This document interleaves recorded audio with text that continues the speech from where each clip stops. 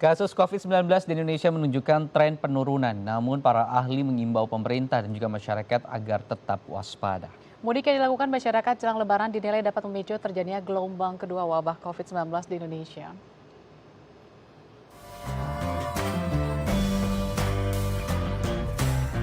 Sejak pertama kali dikonfirmasi pada awal Maret yang lalu, jumlah kasus COVID-19 di Indonesia mulai menunjukkan tren penurunan pada awal Mei 2020. Namun hal ini memunculkan kekhawatiran akan terjadinya gelombang kedua wabah virus corona di Indonesia. Berdasarkan sejumlah kajian ahli, gelombang kedua diprediksi akan terjadi pada Mei hingga Juli mendatang. Meskipun pemerintah telah mengeluarkan larangan mudik, diperkirakan gelombang kedua dapat terjadi jika masyarakat tetap nekat melakukan perjalanan ke kampung halaman. Demikian pula jika kita lalai dan melonggarkan pembatasan sosial berskala besar karena penurunan kasus. Untuk mencegah gelombang kedua COVID-19 terjadi di Indonesia, masyarakat harus tetap disiplin dan mengikuti himbauan pemerintah. Kurangi aktivitas di luar rumah, lakukan physical distancing, jalankan gaya hidup sehat, dan jaga kebersihan. Nah, lantas seperti apa yang harus diwaspadai oleh masyarakat agar kita bisa bersama-sama menghindari terjadinya gelombang kedua dari penyebaran wabah COVID-19 ini? Kita telah terhubung dengan Bapak Hasbullah Tabrani selaku pakar kesehatan masyarakat. Selamat pagi Pak Hasbullah. Selamat pagi. Ya, salam tangguh Pak. Tangguh. Nah, Pak Hasbullah, kita lihat sekalipun sudah diterapkan PSBB, terus kemudian masyarakat masih nekat melakukan kegiatan mudik atau mobilisasi dari Jakarta, terutama episentrumnya menuju ke daerah-daerah yang diperkirakan jumlahnya mencapai 1,3 juta nih, Pak Hasbullah. Bagaimana Anda melihat ini? Apakah ini bisa menjadi ancaman untuk kita ke depan menghadapi gelombang kedua dari penyebaran COVID-19 di Indonesia, Pak? Ya, benar sekali bahwa gerakan manusia itu akan menimbulkan risiko karena kita tahu virus ini berpindah dari orang ke orang tanpa melalui perantara vektor seperti halnya nyamuk misalnya pada demam berdarah. Sehingga setiap gerakan manusia yang memungkinkan terjadi kerumunan atau interaksi jarak kurang dari 2 meter, maka risiko bertambah. Apapun namanya, mau namanya mudik, mau namanya beribadah, mau namanya sekolah, hal itu akan menimbulkan risiko untuk perluasan penularan dan peningkatan kasus.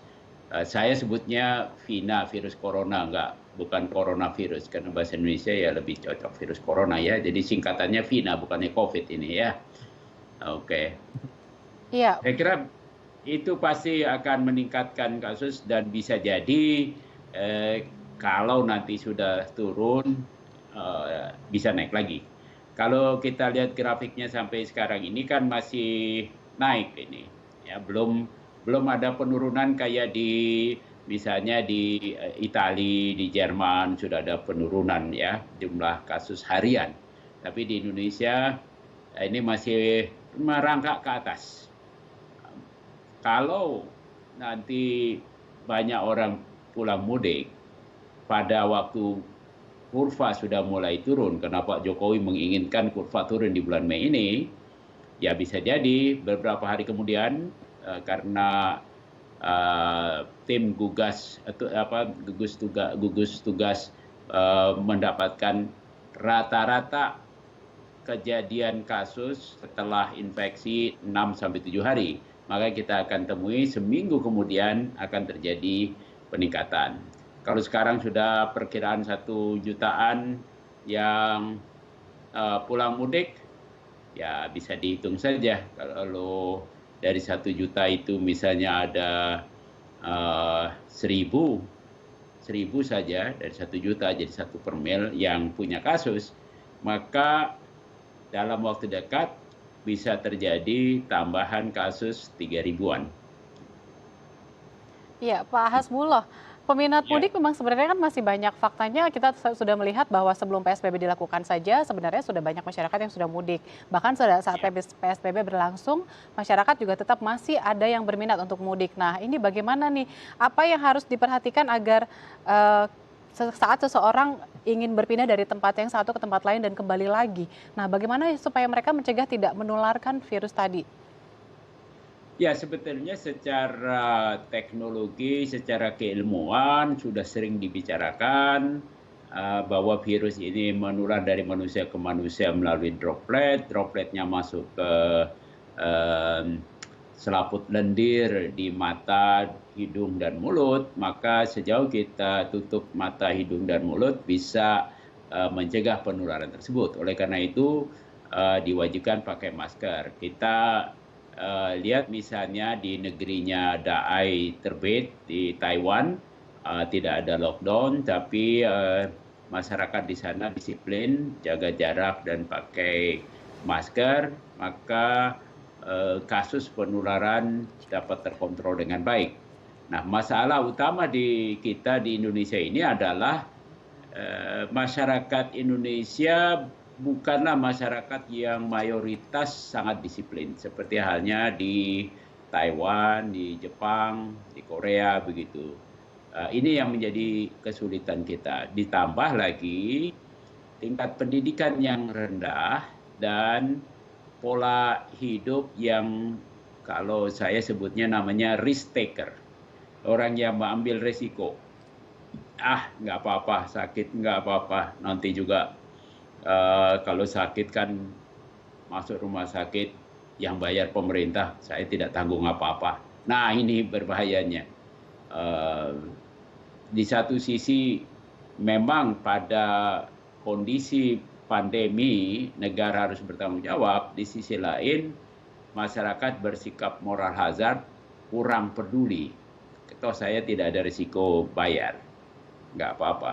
Walaupun ada risiko mati, tapi ya karena sifatnya risk taker, ya dia sikat aja ini. Ini bagian tantangan kita. Oleh karena itu diperlukan terus-menerus informasi semacam ini pada semua golongan, penegakan hukum oleh petugas-petugas di lapangan yang sebaiknya simpatik tapi tegas, karena kalau tidak simpatik menimbulkan reaksi, malah terjadi resiko lebih dekatnya kontak, ya, karena pada waktu terjadinya protes misalnya lupa bahwa ini dalam kondisi ada virus yang bisa jadi lompat dari satu orang ke orang lain. Emosi telah menghilangkan pikiran-pikiran sehat itu, dan itu kita sudah saksikan di beberapa tempat yang menunjukkan terjadinya kontak yang lebih dekat. Oke, kemudian Pak, singkat saja, ini kan yang harus diwaspadai adalah ketika arus baliknya nanti, karena kita tidak bisa menahan secara maksimal gitu bagaimana pergerakan mobilisasi manusia gitu. Apa yang bisa dilakukan oleh masyarakat kita nih di Jakarta, karena justru sebagai epicentrum yang diperkirakan akan turun duluan, terus kemudian mendapatkan gelombang kedua yang akan balik dari daerah gitu yang masuk ke Jakarta gitu. Bagaimana saran yang mungkin diberikan oleh teman-teman pakar terhadap pemerintah ataupun kita masyarakat di rumah? Ya, yang pertama kita minta kepada semua petugas desa dan aparat dan perangkatnya sampai RT RW di dalam masa dari sekarang sampai setelah Lebaran mengidentifikasi. Saya yakin mereka tidak punya fasilitas atau tidak punya fashion untuk melakukan isolasi, ya. Tapi paling tidak memantau kalau ada kasus yang terjadi selama mereka ada di daerah, maka minta mereka tidak kembali ke kota, ya, supaya tidak menularkan kembali. Ya, karena kalau mereka ada di daerah, mungkin dari sekarang sampai kurang lebih 2 minggu atau 3 minggu, yang biasanya mereka pulang selama itu, kalau memang mereka sudah mempunyai virus di dalam badannya, maka sudah muncul. Ya, itu pertama. Yang kedua, kalau memang sudah ada riwayat kontak dan daerah mempunyai kapasitas untuk melakukan tes, paling tidak rapid test cepat, itu harus dilakukan rapid test kepada yang punya potensi telah menular, yang di kita di sini disebutnya ODP ya. Baik. Ada TG itu akan mengurangi resiko kembali pada gelombang kedua di kota besar. Oke, baik. Terima kasih Pak Hasbullah atas Sama-sama. informasinya. Ya. Semoga bermanfaatnya. Ya, Amin. terima kasih Pak. Ya, usai jeda kita akan berbincang tentang perawatan hewan peliharaan selama masa pandemi. Tetap bersama kami di Halo Indonesia.